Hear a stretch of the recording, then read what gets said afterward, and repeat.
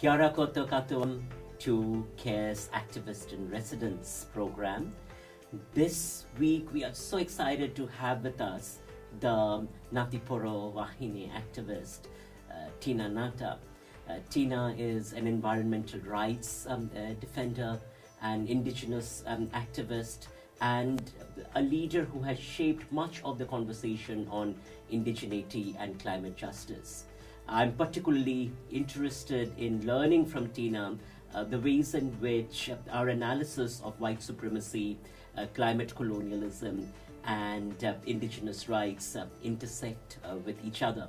This week, Tina and I are going to spend quite a bit of time talking about the intersections of Maori and migrant struggles in resisting white supremacy.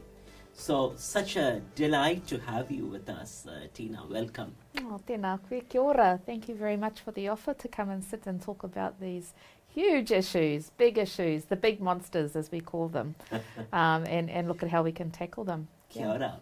So, Tina, I wanted to begin by asking you a little bit about your activist journey. Now, that's a very big picture question, but if you want to give us a brief insight into what got you started on this journey? Sure. I mean, I should say, so my life actually has been shaped by social justice and injustice. My father was a policeman during the Dawn raids, and he actually left the police force as a part of those decisions that were made, resulted in him walking away and also exposing a lot of the harmful policies that led to those types of decisions as well. And so we moved around a lot after that, but also, that came with consequences. It came with threats. It came with danger towards our whānau as well. So, response to social injustice and responding to social injustice really shaped my childhood in fundamental ways. My academic kind of aspect kicked in to those ideas and beliefs around social justice when I came here to Massey. And so I had done some travel around the world, and I saw how important it was for people to be able to, particularly Indigenous groups, to be able to hold on to their cultural expressions as a form of well-being and as a form of healing as well. And so I was really interested in learning about how, who we are as people feeds into our idea of well-being and the roles of identity. And so I came to Massey and I studied at Te Pūtahi Atoi. At that time, Mason Jury was still running Te Hoi Nukuroa, which is a study on of Māori households. It was a longitudinal study of Māori households. And I was really proud to work in that study. They had said in the 90s that it was impossible to do a longitudinal study on Māori households. We're too flippant, we're too mobile, we don't engage in science, we're unscientific people. And so, Te Hoi Nukuroa is a longitudinal study which bucked all of the trends in terms of the households it was able to retain in this longitudinal study. After 25 years, it still had a significant amount of households on the study. And so thousands of households, and I spent a lot of my undergrad and then postgrad time interviewing those households. And I got a really strong appreciation, not just for Tā Mason's approach to our broad understanding of well-being from an Indigenous perspective, but also the diversity of the Māori experience. And that contrasted so significantly with this really limited idea of what it is to be Māori. And so I became really impassioned at that point around, supporting Te Ao Māori and living and fighting for our rights as Māori through that journey. The other thing that I think I learned over that time through Tā Mason and observation of him was just how powerful the facts around colonialism are. And even if you were to take all of the emotion out of that discussion, which it can be a really enraging discussion, if you were to take all of the emotion out of it, the facts themselves are powerfully emotive, just in and of themselves. And so, the things that I learnt, the bare facts that I learnt through his writings and his teachings, really drove me into a space of wanting to address and respond to those issues about how difficult it was for us to live as Māori, not just be Māori and exist as Māori, but to live as Māori as well on our own whenua. And so that was kind of that was my journey. And then after Tā Mason and working at Massey University, I moved to Wellington and then met Moana Jackson as well, who became a great mentor for me, and also really helped to shape my ideas around what Indigenous justice looks like. And I think that has been a real, what we call the toka tū moana. It has been the unshakable kind of cornerstone, I guess, of my journey, is how important it is to articulate justice really clearly, because if we are not articulating it for ourselves, it will be articulated within very limited parameters by our oppressors. And so the clear articulation of Indigenous justice, so that you can set your sights on the horizon and advance towards it, is quite fundamental and remains a really fundamental part of my journey. And I think when I came to learn about the doctrine of discovery, which has really dominated a lot of my work, it was really within this idea of shaping and clearly articulating what justice is. And so the doctrine of discovery is, this long-standing human rights violation. And when I first heard about it, how it was described is that as the driver of all Indigenous dispossession, I came to learn that it is the story of, the global slave trading industry, and I came to learn that it was also the codifying of racism, and that it set in place a context of global economic injustice. And I thought, wow, this is actually really important for being able to clearly frame what injustice looks like, so that you can clearly articulate justice and the destination of justice as well, and the parameters for it. So that's a bit of my journey. What is so beautiful in your retelling of this journey is going back to your childhood and talking about your father. How important is the personal in activist work? The personal? Yeah. Oh yes, I believe it's really important. I have a really strong belief in, structural integrity, what we call structural integrity. When I first learned about, for instance, the injustice of plastic pollution,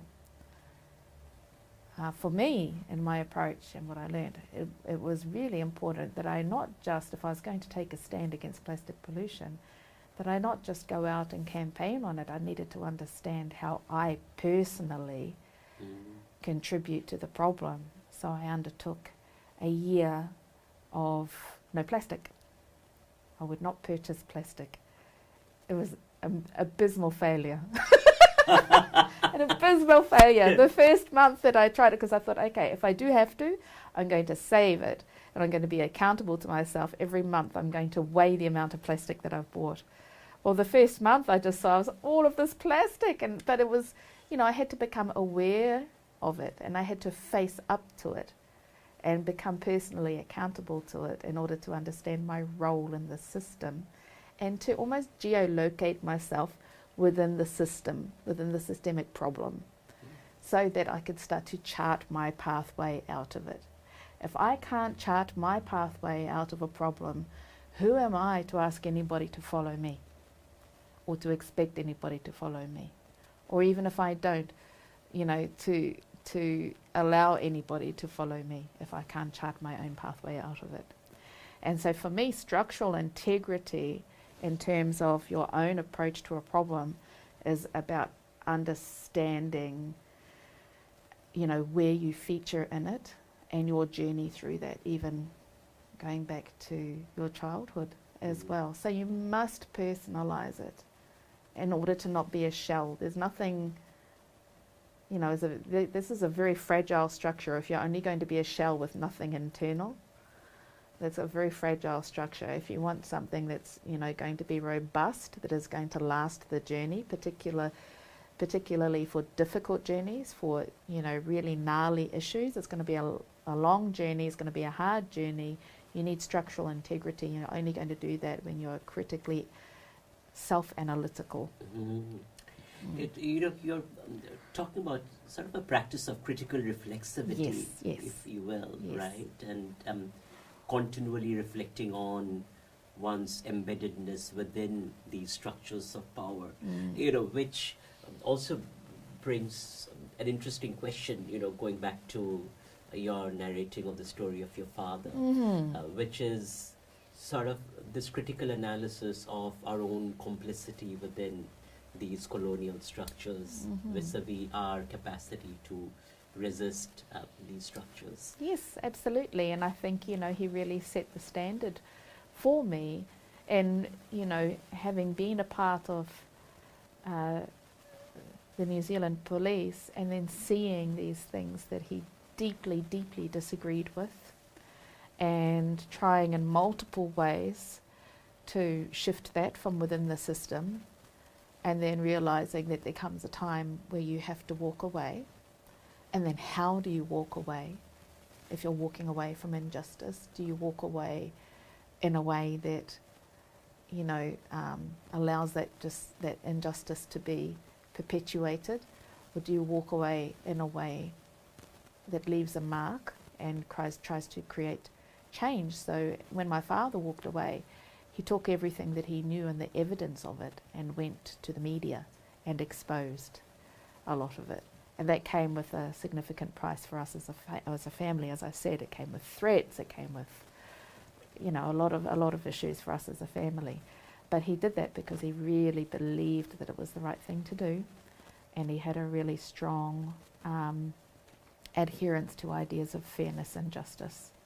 So I think that just at a really early stage of my life set a standard for your own personal values. And of course it's become really relevant again through the recent apology for the Dawn raids, and again even just in recent months the return of Dawn raids, hearing that there are more Dawn raids being carried out, and now it's becoming a political issue with the national government saying that they wish to retain the right to be able to carry out Dawn raids, even though we know that these things have had long-standing intergenerational consequences of harm.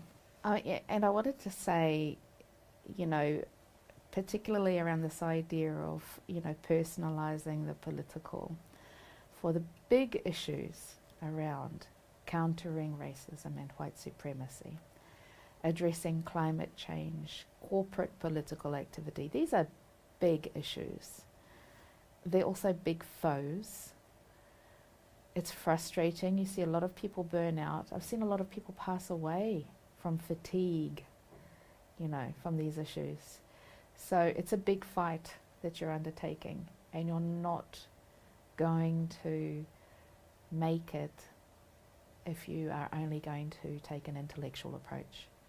It can't just be your head that you apply to this. You have to really apply your heart. And I think, you have to really believe in what you're doing and approach this with your heart and your head and your legs and your hands. If you want to see this through, it's going to take nothing less than that, because the forces that we're up against are centuries in the making, and they are well resourced and deeply entrenched. And so, you know, the personalizing of it, you have to be able to lay your head down on the pillow at the end of the day and believe in what you're doing, and feel okay about the stand that you're taking, and know that you're not just doing this as an intellectual exercise, but you're doing it with your whole being as a service to future generations. I think it takes nothing less than that in order to be able to stand up to the forces that we are standing up to. And, you know, Tina, this is so beautiful, because as I was reflecting on what you were sharing about your dad's story, it also meant risks to all of you as Fana, and the kind of courage it must take to cultivate the habits of speaking out against a deeply entrenched, powerful structure that is going to mobilize the forces it has at its hands to silence that voice. And then I see that courage in you, in the way in which you continue to speak up and speak out and write. I find your writing to be so powerful, but embodied in that is courage. So as you're talking about, you know, bringing the body in to the struggle, if you will, with the heart, the mind, the hands and the legs.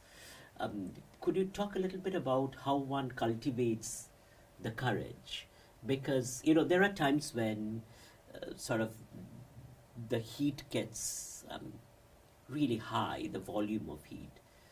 I feel scared, you know, I feel scared for my Fana. I feel scared that my children's images will be on some digital platform, you know. So how does one reconnect with that courage, but also seek support to sustain the struggle against these powerful forces? I think there are two parts to that. For me, I can only speak to how I approach it and what drives me into that space. And one is having a clear understanding of the end game of these forces that we are standing up to. Nothing concerns me greater than the end game that these groups see, which is, you know, for white supremacists, the ultimate end game is the annihilation of everything that we are, where you are only allowed to exist if you are existing as a white person, as a European person, and a shell of yourself. And when you understand the harm, the mortality that comes with that, that strikes fear into me, much more than standing up and speaking the truth to somebody in the here and now, is seeing the trajectory of where that mindset leads to, the harm that it leads to. So in order to avoid that fearful outcome, I'm more than willing to stand up in spite of the fear. And then I believe the other part of it is seeing that some things are bigger than you singularly. And so for me, you know, some of these larger issues, even if I don't see a change, the end game that I'm fighting for in my lifetime, and I don't believe I will, at least I know that with the time that I have had here, I've contributed towards a better trajectory. And, you know, if you bury me, I don't know how to say this in a nice way. Bury me, like this is and actually it was a female elder that I heard this. She goes, well, if you're going to bury me with one finger in the air. I was like, right on, man. And so, you know, just do what you can with the time that you have towards what you believe is the right thing, even if it's just you, even if it's only you. If you have spent that time to deeply wānanga with yourself and you truly believe inside of yourself that this is the right thing for humanity, for yourself, for your future, for your children, your grandchildren, your people, your community, then that is the thing you must do, right? Regardless of what that means for you personally, that is the thing that you must do. So for me, that those approaches, those are the things that really drive me. I don't know about the word courage, but those are the things that drive me to stand up when I need to stand up, regardless of the context. And that comes with understanding also the lineage that I come from, my own whakapapa. Whakapapa back to my ancestors and the trajectory of that lineage forward to future generations as well. And what is my service to that line of descent and ascent? That is so powerful, especially connecting to your idea of indigenous justice that you were talking about earlier. Aotearoa feels, I don't want to turn to exceptionalism per se, but feels special in some ways in the fight against white supremacy. To me, as Tawiwi, because of Te Tiriti, it seems to offer a kind of spirit that looks back and looks forward in offering a register for resistance. Do you have any thoughts on that, and sort of in terms of thinking through indigenous justice in a global context? Sure. So the global story of indigenous justice and injustice is really a part of this discussion that we have around the doctrine of discovery, that took, European ideas of supremacy and Eurocentric, Anglo-centric ideas of supremacy, and then implanted them systemically around the world and built not just domestic systems around the world, but transnational and international systems of trade and policy, and even the creation of borders and ideas around the movement of people. So it globalized these notions of European and Anglo supremacy. And when that arrived on our shores, we have our own specific story around that. So that arrived on our shores. And a part of that story is the development of Te Tiriti o Waitangi. And I think if there's a really important report, Waitangi Tribunal report, for people to read, it's the Paparahi o Te Raki report, the Northland claim, because that speaks quite powerfully to the context of the drafting of Te Tiriti and what a treaty actually is. So, we have to understand, what is a treaty? A treaty is an agreement signed by two sovereign nations. So there's one learning.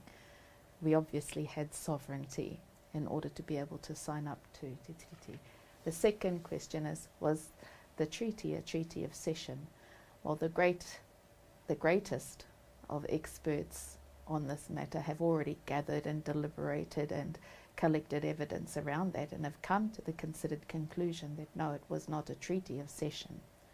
But they've also spoken quite powerfully around what it was that our ancestors believed that they were signing up to and the future that they envisioned through that process.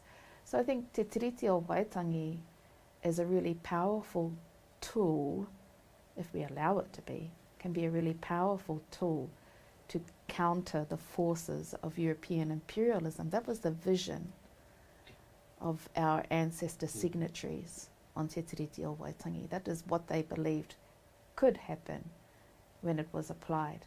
Now, here's the thing. Who has been responsible for its application and who has been responsible for its violation throughout time?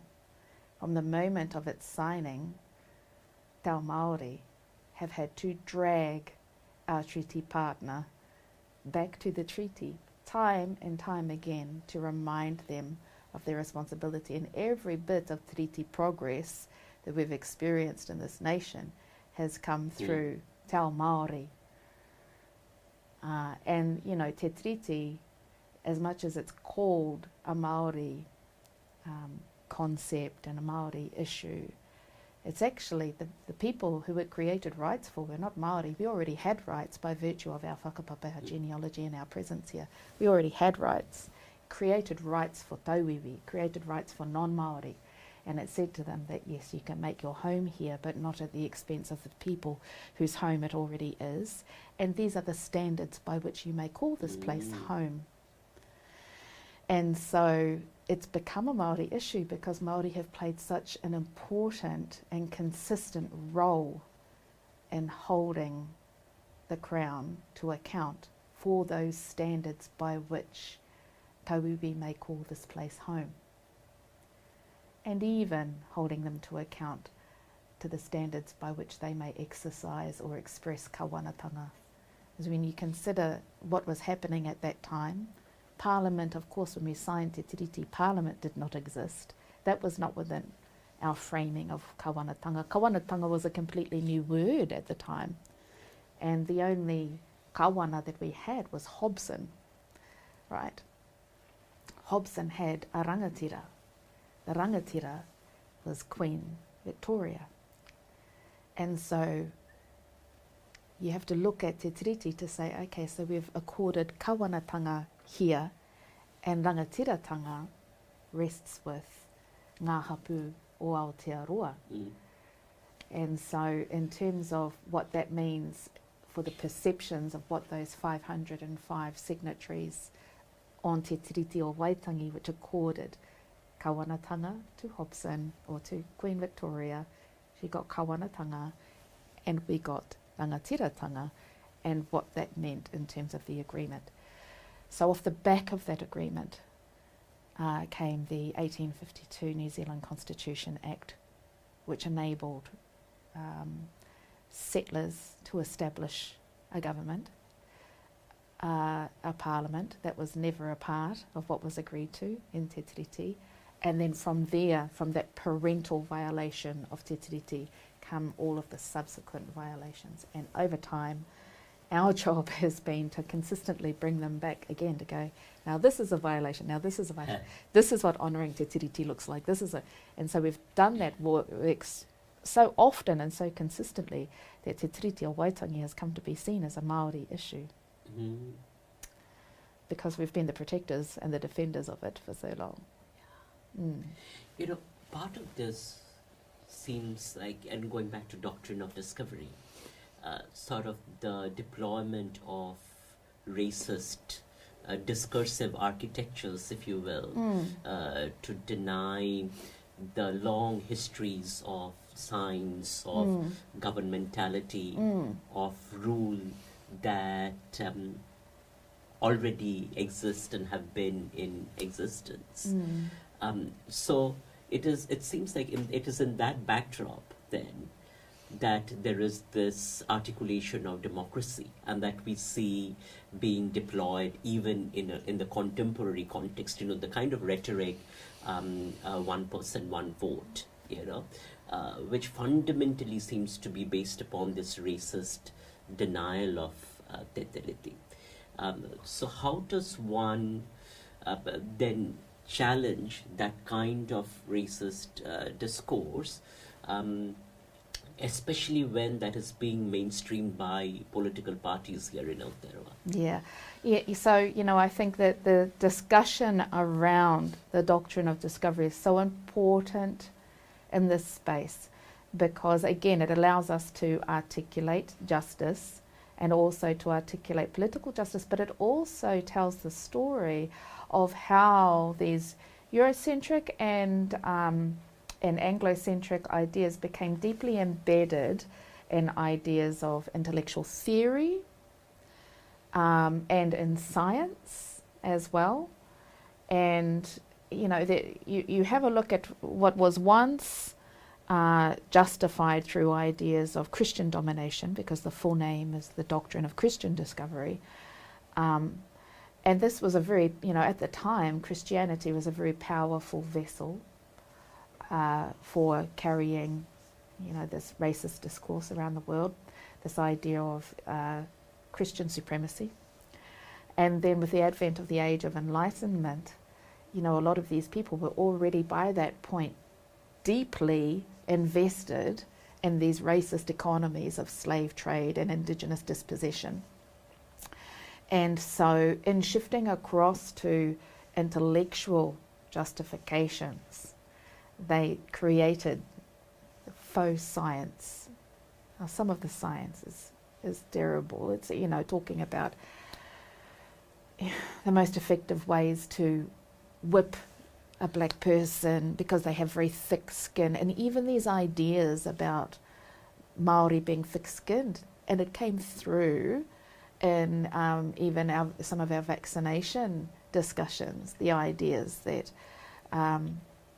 people of colour naturally have thicker skin, and so you need a longer needle to be able to pierce their skin. So these are surviving racist ideas that have their roots in the idea that you can whip a person for longer because they have thicker skin and they're made to be slaves, and they're destined to be slaves. So there's these legacies of intellectual racism that come through this story, and they operate with the same end in mind, to justify power systems that protect privilege, economic privilege, for particular groups, for European groups and Anglocentric groups. And so, the telling of this story of the doctrine of discovery, being very clear around how that progressed into intellectual theory, and how that intellectual theory and the role of research and science and the justification of political systems within the policy sphere, within the policy cycle, the way in which science works to justify maintaining these things, channeling of resources and channeling of money and power. So when you're really clear about that, that is when you can start to clearly articulate to people what justice looks like, and then you can start to shift the trajectory, because there is a general leaning towards justice within humanity. You have to believe in that, otherwise, just go home. So you have to believe that humanity does have a leaning for justice. So you have to be able to clearly articulate that justice, which means we must look back at the pathway we've come from and identify the pathway of injustice that we have come through, so that we can see where its legacy rests today in our systems, and start to unpick that legacy and re-embed trajectories of justice. So telling that story is really important, particularly so that you can understand how it has influenced our political systems, and also so that you can develop an imagination around what a new political system might look like. I talk about the harm of particularly capitalist democracy and market democracies, which is what we live under. People look at what we're living under right now and they go, well, that's democracy. Well, no, that is capitalist and market democracy that looks to allocate resources based upon an idea of, social entitlement. So what is that social entitlement? Well, that's grown out of this racist intellectual tradition that comes out of the doctrine of Christian discovery. So let's open our imaginations, and please don't, when I'm talking to somebody, please don't bore me with this idea that if I'm not into capitalist democracy, I must be here for dictatorship. Come on, let's use our imagination. There are many different ways to look at this, and I think if you have a look at Matike Mai, the report that was put out in 2016, that envisions at least 6 different models of how we might centre te tiriti in our political makeup, is really relevant and important discussion today, because this discussion around co-governance is a co-option again of political, what our political justice might look like in Aotearoa. If we were to centre te tiriti in our political frameworks, what does that mean for how we share power, I think a lot of the discussions around co-governance work on this premise that we should all hold hands and have a 50-50 split down the middle and make decisions about everything together, but actually that's not what Te Tiriti was about. Te Tiriti clearly outlined that there are some areas that should rest with the governor and the government, and there are other areas that should rest with the rangatira, ngā rangatira o ngā hapu o Aotearoa. And so that is what was signed up to. Those were the standards that were signed up to, and so that's the real discussion. And I do believe that you can have a democratic system of sorts, but I also think you really just need to develop a political system that works towards those ideals of justice, whatever it looks like. Let's not get caught up in the terminology, particularly terminology that has grown out of an intellectual framework rooted in oppression anyway. And I suppose a part of this also is recognizing that this capitalist structure of democracy is built upon the fundamental denial of democratic rights to the colonized peoples. Absolutely. And you can see that it is eating itself. You can see that. You have a look at, supposed democratic nations around the world, particularly ones who have had interference from the harbinger of democracy, the United States, where they have come in to apply democracy. Democracy promotion. It's been incredibly violent and is still now incredibly violent, where they have interfered to apparently establish democracy. It's been very violent and has not at all resulted in well-being for those communities or for those people. Has created systems of corruption, of huge corruption. And so you look around at elections in Brazil, in Colombia, in Mexico, in the United States, the insurrection riots, all within capitalist democratic frameworks, all violent spaces as well. And so, it's a complete falsehood that these ideals of democracy result in well-being or equal well-being and justice for communities. You only have to look at that. And it's getting worse. And it's getting worse, and you can see the violence is getting worse. So it's going to consume itself anyway. So I think we're just very fortunate here in Aotearoa that we do have the framework of Te Tiriti as a foundation block upon which to envision a new way of moving forward as a nation. And what you're saying is also making me think about disinformation, sort of being the fundamental infrastructure, if you will, of the empire and democracy promotion. Like you think Operation Iraqi Freedom and weapons of mass destruction, or Yes, because they need narratives to justify, colonial fictions. And this is what I wrote my book about, was around challenging colonial fictions, because they require these fictions to justify themselves. This is the importance of hero making, the importance of justness and righteousness in your story. If you want to build a movement, you have to have people really believe in that movement. And so you need to construct these legitimizations around it. And so there's a couple of things in there. One is that, you should deny people the ability to be able to critically analyze a story for themselves. And so there's quite a bit of work that goes into denying people critically and analytical tools to be able to do that themselves. And then two, you need to construct a very seductive narrative as well. So you can see in disinformation narratives that there's often, this kind of sub-narrative of having people believe that they're in on a secret, that they're special, they're in this kind of special group. And when they believe that they're in this special group that is privy to information that other people don't have, this is a form of seduction, is making people believe that you matter, that you're special, that you're a part of the story, but with an agenda attached to it. You matter, you're special, you're a part of the story, and so you must do this thing that serves this particular end, which is in service some very harmful forces. Yeah.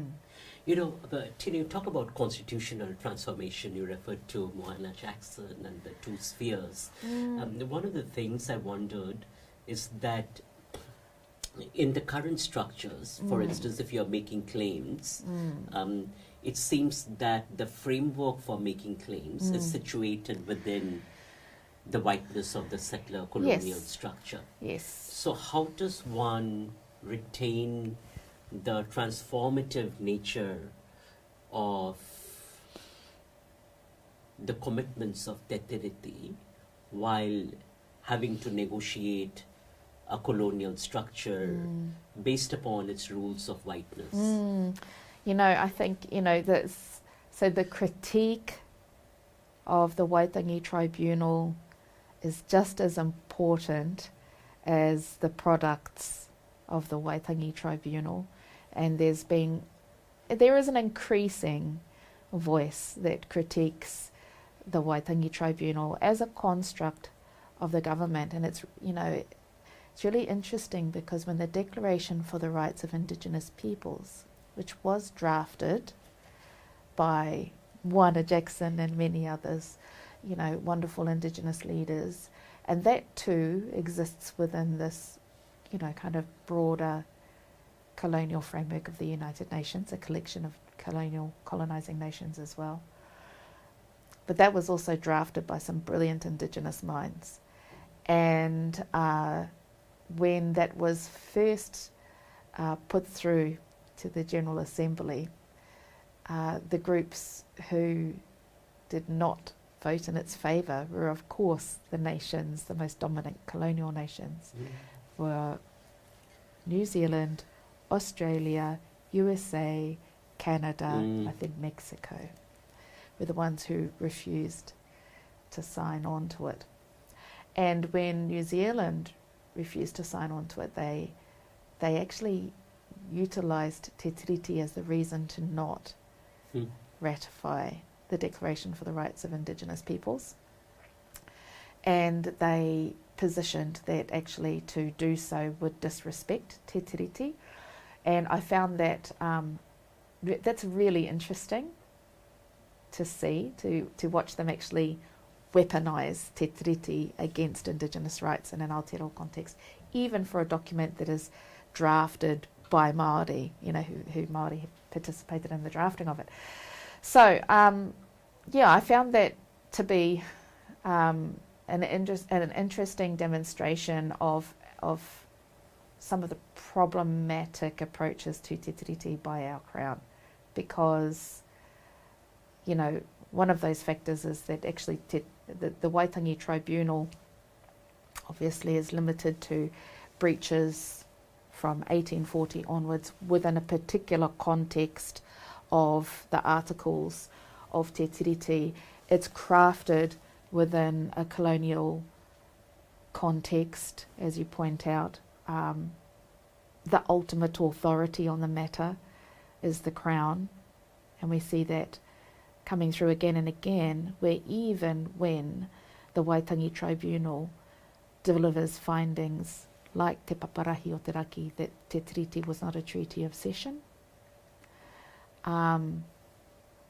it's still ultimately up to the Crown whether or not they do anything with those recommendations. And there have been multiple recommendations that have not been taken up by the Crown. There are other aspects to it, such as, you know, the limitations that are placed upon settlements, the inability to be able to claim land that has been privatised, even though it was stolen land.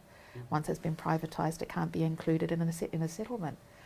And you know, even the settlement process in and of itself is a painful and divisive process.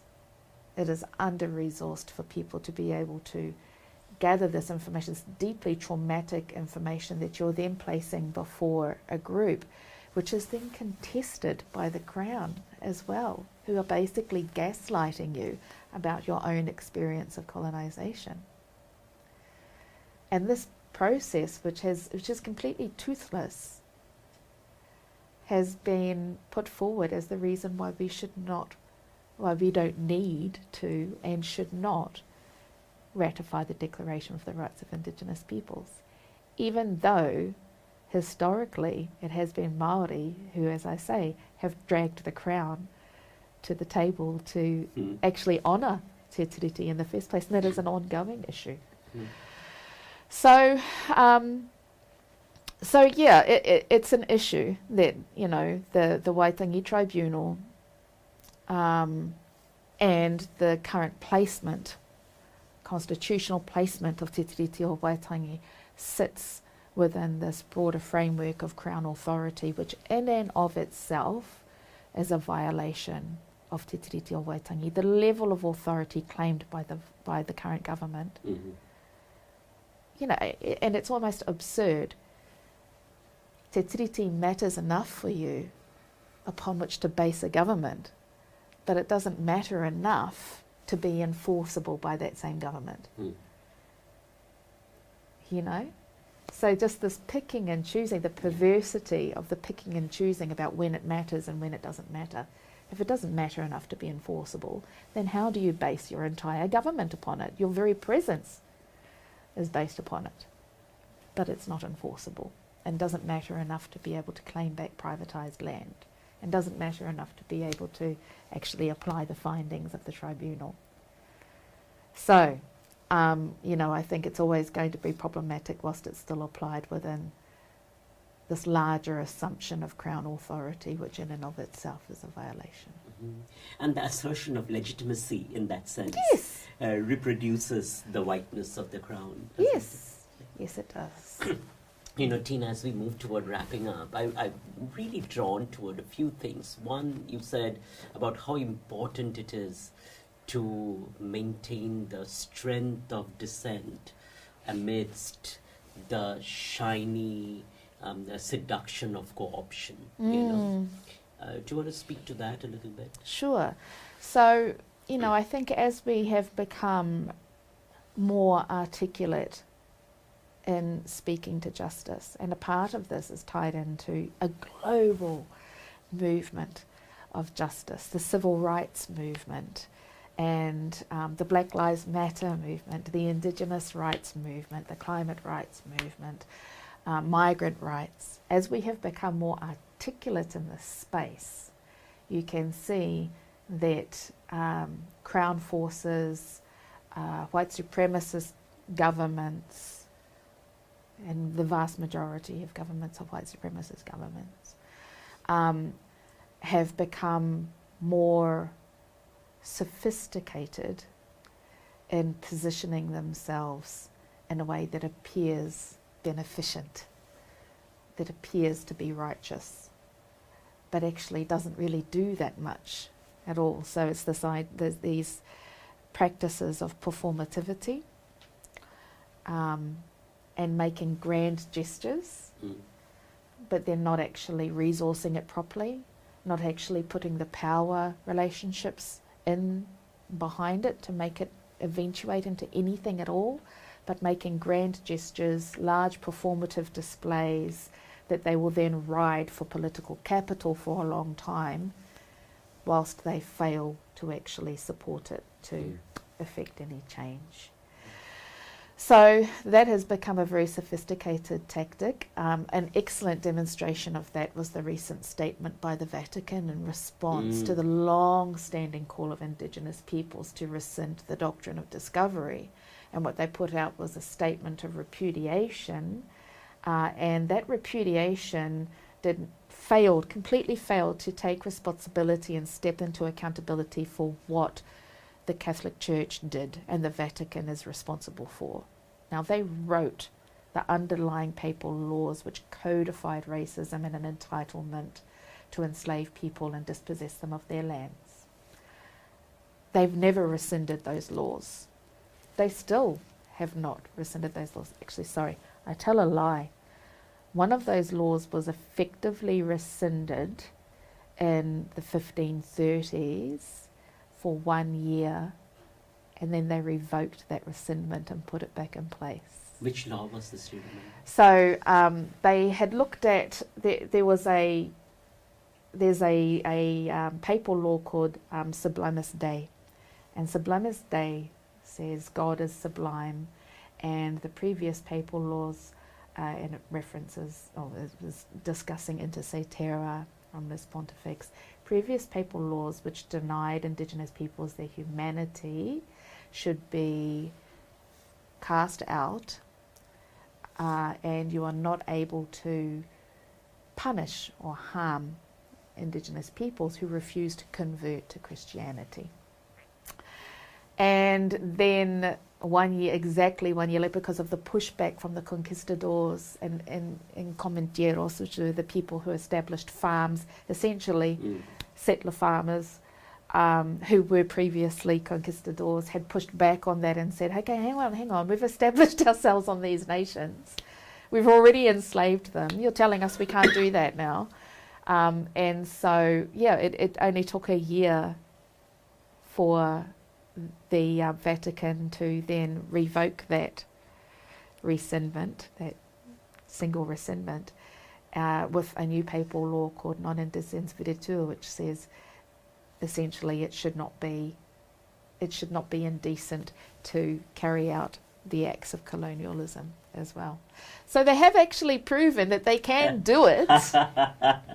For 1 year, they were able to do it, but from that point on, they haven't. Yeah, so they've put it in place, and those papal laws are still in place now, as well. And many of them are seen, for instance, inter se terra is seen as the basis of international law, one of the founding examples of international law. The Junta de Valladolid, the Valladolid debates, legal debates, are seen as the basis of treaty law. And so these things became foundational in our international relations and how we constructed ideas of how you treat each other transnationally as well. So they're still in place. Yeah, they're still in place. The global foundations of violence. Yes, absolutely. They're still in place now with of course, and all of this started, I remember at the beginning, I often used to say, what gives these people the right? Yeah. Where do you believe you get the right to enslave? Where do you believe you get the right as somebody who owns a corporation in Canada? Where do you believe that you get the right to send somebody here halfway around the world to drill my seabed and to forever change my landscape and to impact upon mine and my children's and my grandchildren's worlds like this? Where do you believe you get that entitlement? And so it was that question that really sent me on this quest of learning about the doctrine of discovery, because that was literally what created these entitlements, not just in a legal setting, but it created a social psyche of entitlement that has endured throughout time and is now replete throughout modern society. And in that recognition itself, I see so much possibilities for building solidarities. Yes. You know, as hearing you articulate this, Tina, as a Bengali, I'm thinking about how doctrine of discovery shaped my experiences and the experiences of my ancestors, and the colonial processes that really established, if you will, the capitalist foundation of East India Company, the first global corporation, right? Yes.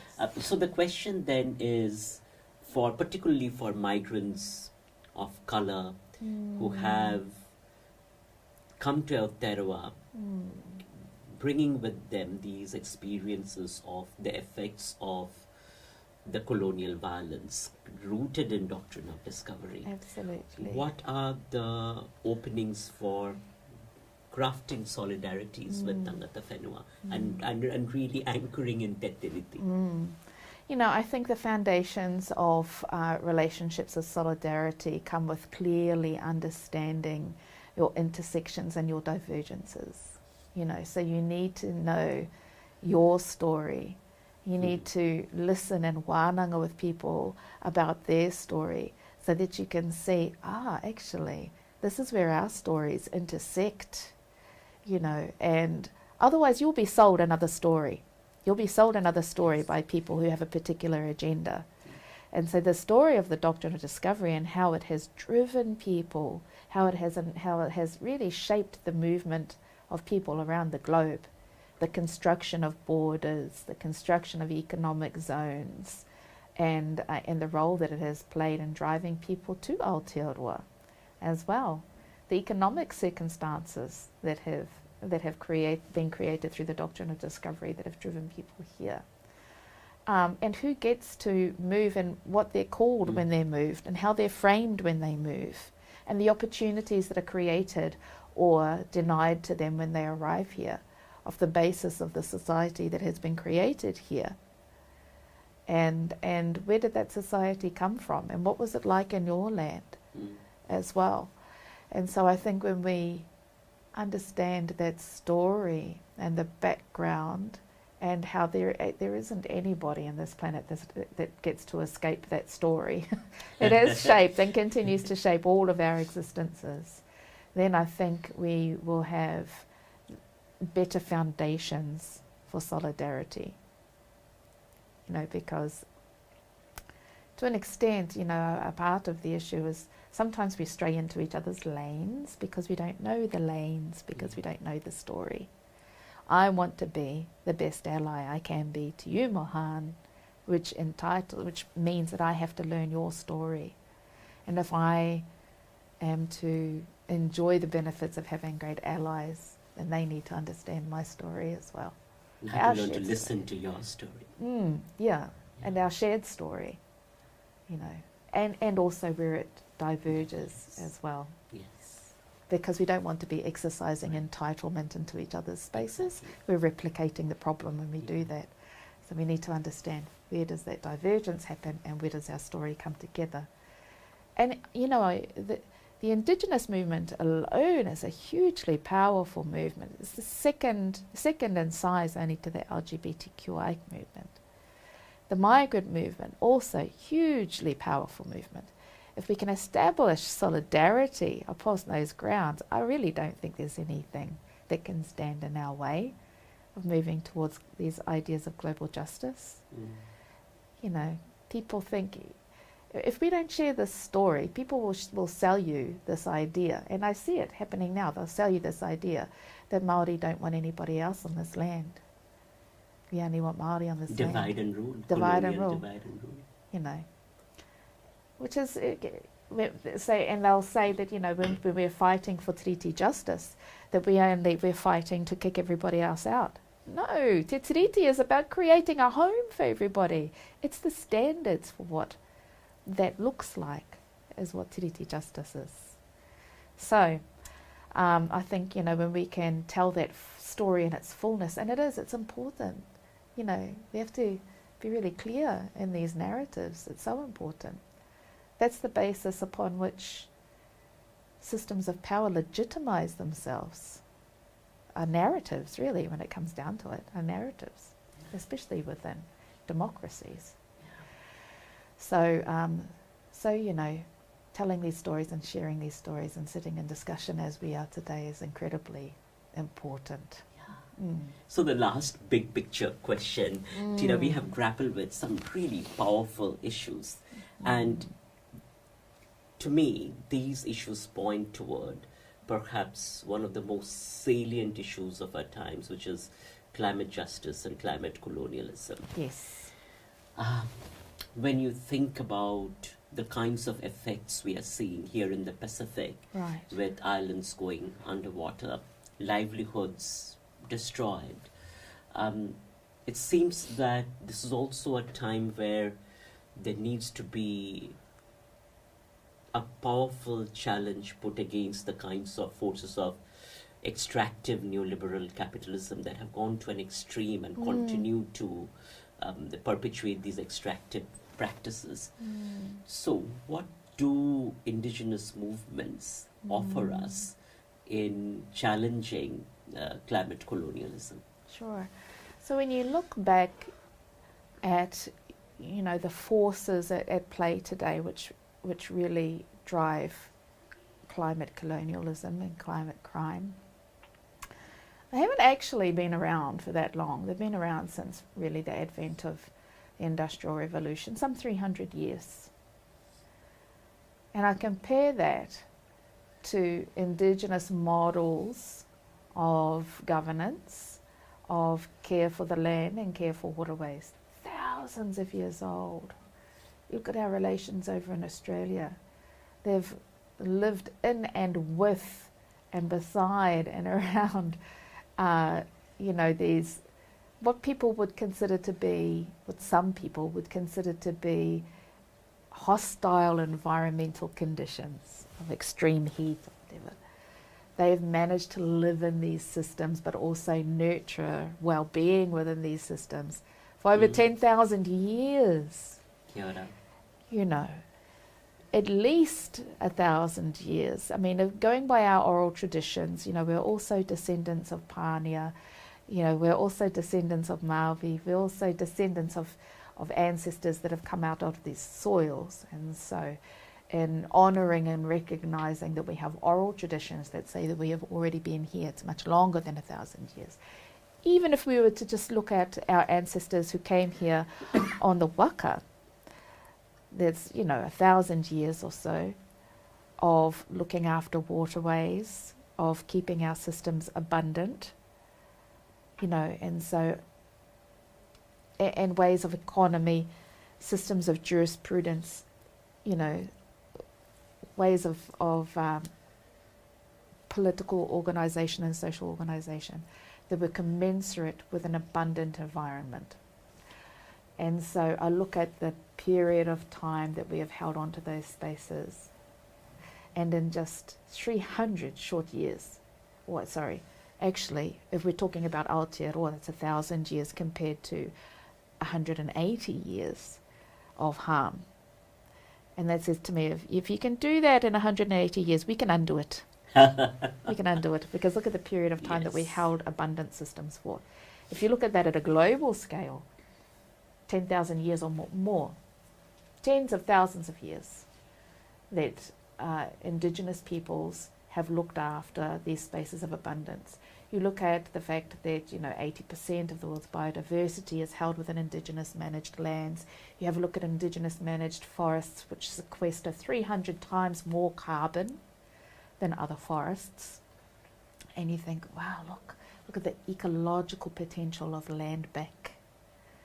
If that's what we can do when we currently survive on less than 1/5 of our traditional territories, we've been able to sequester significantly more carbon in those indigenous managed territories. We've been able to hold on to significantly more biodiversity in those spaces, significantly more social well-being when we are able to look after our own systems in those spaces. What is the potential of land back within that context as well? So it holds great potential. That said, we cannot just look to indigenous peoples for solutions without understanding that we have to also stand in solidarity for them, for the barriers that stand in our own way to potentiating those solutions. Don't just knock on my door because you want to learn how to look after a forest if you're not willing to stand with me when I'm fighting for my language, because my language is connected to that forest.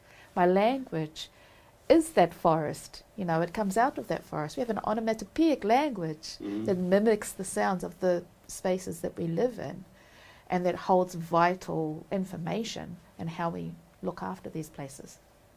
So if you're not going to stand by me whilst I'm fighting for the rights of maternal health care for Indigenous women, the rights of our people and families within the justice sector, the rights for me to hold on to my children and not have them taken out of my home, then don't come and knock on my door and ask for me to give you information on how to look after that plant over there. It has to be connected, because that is the point of anti-colonialism, is to reconnect the fundamentally disconnected practice of imperialism and colonialism. So beautiful. Thank you. Tina. And thank you for offering us that hope and crafting really a vision for hope in terms of how, the kinds of things we're going to talk about, say, as Maori migrant solidarities or anti-racist strategies actually are connected to broader projects of anti-colonialism, anti-capitalism, climate justice. Absolutely. Absolutely. No, thank you. Thank you for the opportunity to share these narratives and to shift the narratives. Because at the end of the day, if the colonizer is going to do what they're going to do, then they don't get to do it and call themselves the good guy with the white hat. Right? So sharing these narratives in and of itself is beneficial. So thank you for the invite. Thank you so much.